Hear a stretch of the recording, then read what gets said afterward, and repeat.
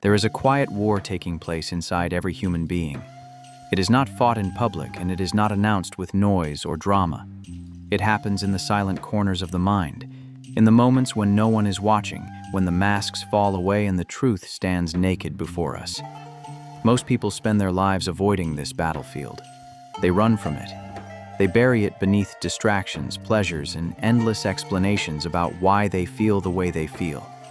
But the few who choose to face it discover something extraordinary. The moment we stop running from our inner darkness, we begin to reclaim our freedom. The ancient thinkers understood something about the human mind that modern society often forgets. They knew that the greatest tyrant a person will ever face is not a king, not an enemy, not even the chaos of the world. The greatest tyrant is the unexamined self, the fears we refuse to confront, the anger we pretend does not exist, the jealousy we hide behind polite smiles. These become invisible chains around our minds, and anyone who knows where those chains are can pull them whenever they wish. This is why so many people feel controlled without realizing it. A careless insult ruins their entire day. A rejection shatters their confidence. The opinion of strangers determines their mood, their choices, even their identity.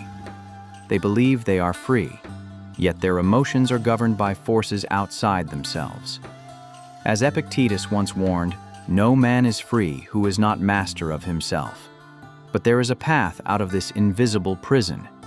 It begins with something most people fear more than failure, more than judgment, more than loss. It begins with looking directly at the parts of ourselves we have spent years trying to ignore. The ancient philosophers did not call this shadow work, but they practiced it relentlessly. They believed that the person who dares to examine their darkest impulses becomes impossible to manipulate, because once we understand the forces within us, no one else can use them against us. And so the journey begins, not with conquering the world, but with conquering the hidden corners of our own minds. 1. Confront the parts of yourself you pretend do not exist. Most people want to believe they are good, rational, and fair. They construct an image of themselves that feels comfortable, respectable, and socially acceptable. But beneath that image lies something far more complicated. There are impulses we do not like to admit. There are thoughts we would never say out loud. Envy, resentment, insecurity, pride. These emotions do not disappear simply because we deny them. They wait in the shadows.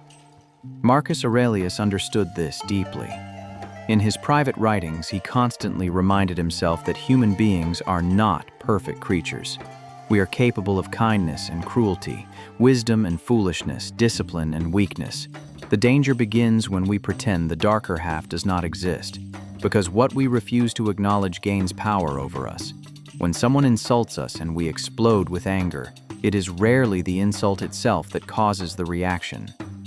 It is the wounded pride beneath the surface. When we feel threatened by another person's success, it is not because they have wronged us. It is because something inside us fears being left behind. These reactions reveal the parts of our character that remain unexamined. The work begins when we stop lying to ourselves. We begin asking uncomfortable questions. Why did that comment bother me so much? Why do I feel threatened by that person? Why do I need approval in this situation? These questions are not easy, but they are powerful. They shine light into the corners of the mind where our hidden motivations live. And when those motivations are exposed, something remarkable happens. They lose their ability to control us. 2. Accept your darkness without becoming it. Once we see our inner shadows clearly, another challenge appears. Many people become ashamed of what they discover. They see their anger, their jealousy, their selfish impulses, and they begin to judge themselves harshly. They believe that acknowledging these traits means they have failed as a person. But the ancient philosophers would argue the opposite. To see one's flaws clearly is not a sign of weakness. It is the beginning of wisdom. Seneca once wrote that the first step toward improvement is recognizing where we fall short. Without that awareness, growth is impossible. If we pretend we are already perfect, we give ourselves no reason to change. Accepting our darker impulses does not mean we celebrate them. It means we recognize them as part of the human condition. Every person carries these tendencies within them. The difference between a disciplined mind and a chaotic one is not the absence of dark impulses. It is the ability to govern them. Think of the mind as a city. Within that city, there are noble citizens and unruly crowds.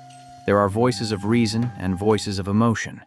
If we deny the existence of the unruly parts, they will eventually riot.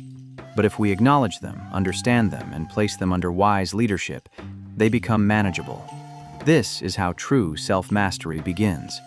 Not by pretending to be perfect, but by becoming aware enough to guide the imperfect parts of ourselves toward better action. 3. Observe your emotions before they take control. Most people experience emotions like storms that arrive without warning. Anger erupts, anxiety floods the mind, jealousy twists the stomach. By the time they notice what is happening, the emotion has already taken control. Words are spoken, decisions are made, and damage is done. But disciplined minds develop a different relationship with emotion. They learn to observe it. Epictetus often reminded his students that emotions begin as impressions, initial reactions that appear in the mind before reason has a chance to respond. The mistake most people make is immediately agreeing with those impressions. They feel anger and instantly believe they have been wronged. They feel fear and immediately assume danger is present. But there is another option. We can pause. In that small space between the emotion and the reaction lies our freedom.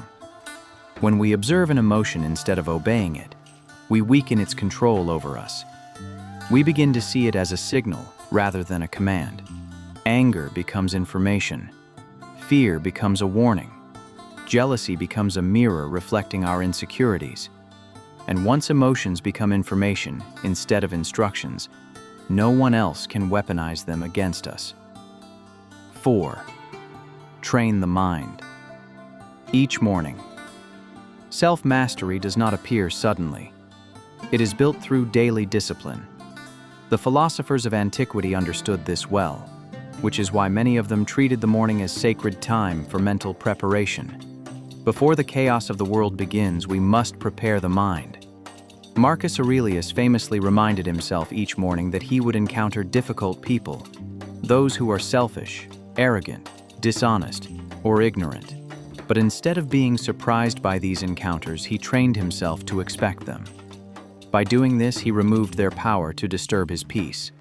We can practice the same discipline. Each morning we remind ourselves that criticism may come. Disrespect may appear. Unexpected problems may arise. But none of these things have the power to destroy our inner stability unless we allow them to. When we anticipate difficulty, we meet it with readiness instead of shock. This daily preparation strengthens the mind like exercise strengthens the body. Over time, what once felt overwhelming becomes manageable. What once provoked anger becomes something we can examine calmly. The world does not become easier, but we become stronger. 5. Transform. Weakness into discipline. The parts of ourselves that once controlled us can become the very forces that strengthen us. This is one of the most powerful outcomes of confronting the shadow within. Consider anger. Uncontrolled anger destroys relationships and clouds judgment. But the energy behind anger, the desire for justice, the drive to defend what is right, can be transformed into disciplined action.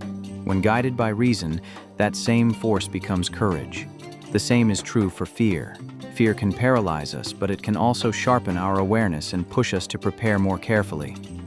Even jealousy can become a teacher, revealing the goals and ambitions we secretly desire but have not yet pursued.